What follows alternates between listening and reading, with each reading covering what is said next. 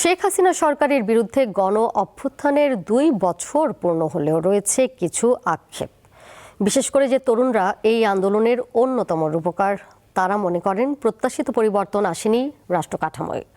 ভবিষ্যতে এগিয়ে যেতে ঐক্য ধরে রাখা প্রয়োজন বলে মনে করেন আন্দোলন সংশ্লিষ্টরা।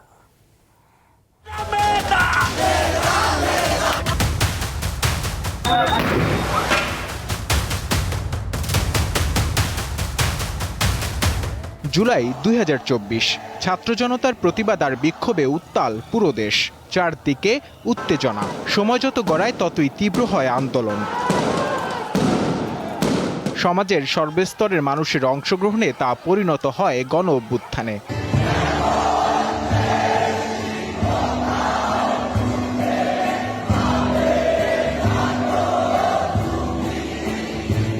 ৫ আগস্ট সরকারের পতনের মধ্য দিয়ে শুরু হয় নতুন বাংলাদেশের যাত্রা। দেশকে নতুনভাবে পেতে অকাতরে জীবন দেন শত শত মানুষ, অনেকে বরণ করেন পঙ্গুত্ব। সাহসী এসব যোদ্ধার মহান এই ত্যাগের ২ বছর পার হয়েছে। কতটা বদলেছে বাংলাদেশ, প্রত্যাশা অনুযায়ী প্রাপ্তি কতটুকু? যদি আমাদের এই গণভোটের রায়গুলো বাস্তবায়ন হতো, আমাদের আশা-আকাঙ্ক্ষা বাস্তবায়ন হতো, তাহলে আমার মনে হচ্ছে যে আসলে আমি অঙ্গ হারিয়ে কোনো ভুল করিনি। তবে আসলে আমরা যেই আশা প্রত্যাশা করেছিলাম, জনগণ যেটা আশা প্রত্যাশা করেছিল সেটা আসলে এখনো পাওয়া হয়নি। জুলাই আন্দোলনের পর সংবিধান ও রাষ্ট্রের বিভিন্ন ক্ষেত্রে সংস্কারের দাবি জোরালো হয়। অন্তর্বর্তী সরকারের ধারাবাহিকতায় বিএনপি এখন ক্ষমতায়। এই অবস্থায় অনেকে প্রাপ্তি অপ্রাপ্তির হিসাব মিলাচ্ছেন। আমাদের এত বড় একটা অর্জন মনে হচ্ছে যে আমাদের হাত ছাড়া হয়ে যাচ্ছে। আমরা আবারও সেই অন্ধকার ব্ল্যাক হোলের দিকে চলে যাচ্ছি কিনা, এই সব কিছুর দায়িত্ব বিএনপিকে নেওয়া লাগবে। বিএনপি যদিও মুখে বলছেন যে আমরা জুলাইকে ধারণ করি, আমরা সংস্কার শতভাগ করব, কিন্তু শতভাগ উল্টোটা তারা করছেন, বরং পুরাতন ব্যবস্থায় ফিরিয়ে আনছেন গিয়ে। এই সব কিছুরই সমাধান হওয়া উচিত। নতুন সরকার আসলো, অনেক অঙ্গীকার করে জুলাইয়ের অভ্যুত্থানের প্রত্যাশা পূরণ করবে, তারা রাষ্ট্র সংস্কার করবে। আসলে তো আমরা কিছুই দেখছি না। তো এখন সামনে কি পরিবর্তন হবে এমন কি কোনো আলামত আছে? আমরা সেটাও দেখছি না। গণ অভ্যুত্থানের মূল শক্তি ছিল তরুণরা। তাদের নেতৃত্বে গড়ে ওঠা জাতীয় নাগরিক পার্টি এনসিপির নেতারা মনে করছেন প্রত্যাশিত পরিবর্তন এখনো আসেনি।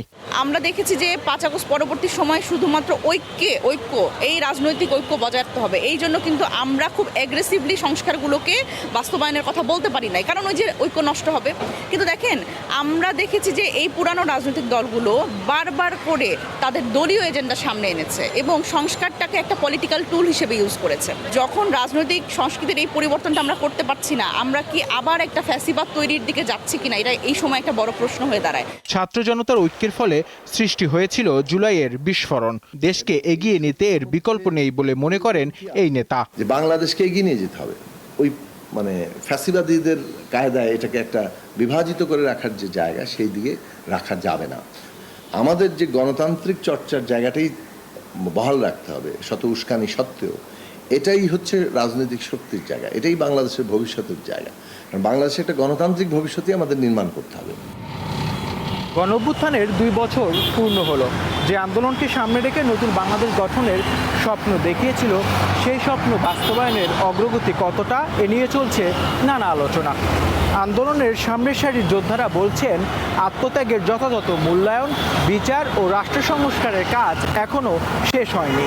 অন্যদিকে গণ অভ্যুত্থানের চেতনাকে ধারণ করে গণতান্ত্রিক প্রক্রিয়ায় রাষ্ট্র গঠনই এখন সবচেয়ে বড় চ্যালেঞ্জ বলে মনে করছেন রাজনৈতিক দলগুলোর নেতারা।